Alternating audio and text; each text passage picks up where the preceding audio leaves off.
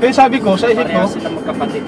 sabi ko, sa isip ko, bakit hindi ipasa sa kapatid niya? Yung pala may utang din yung kapatid niya. So, tapos, si Mang Mar ngayon lang. Pero ako, ewan ko si Mang Mar ha. Kasi ino-opera siya ng 200,000. 200,000. 250. Real. Yes. Ah, Pero sinasabi niya lang, kinuha niya. niya ng 100. Pero malaki yun.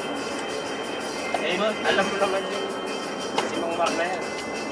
Masyado Pero si Mang Mar, di takot na siguro mga Ewan ko sa kanya, sabi ko, ayo, pinapayawang ko lang. Mahirap kasi mayroon na sa ating, Tayo, mayroon ng wala pool. nga ano yung ano natin. Kaya alam mo yun, yung pool, yung kahit nasa pinaka na mga ngabol. Oo. Dami na sa ating ganun, kala nila umuwi sila sa atin. Nung panahon siguro, 10 to 15 years ago, hindi mahabol. Pero yung Oo, may pool na. Kaya gusto kaya magpakain yan eh. Share the blessing daw. Alam mo ba si Mang Mar, masikreto.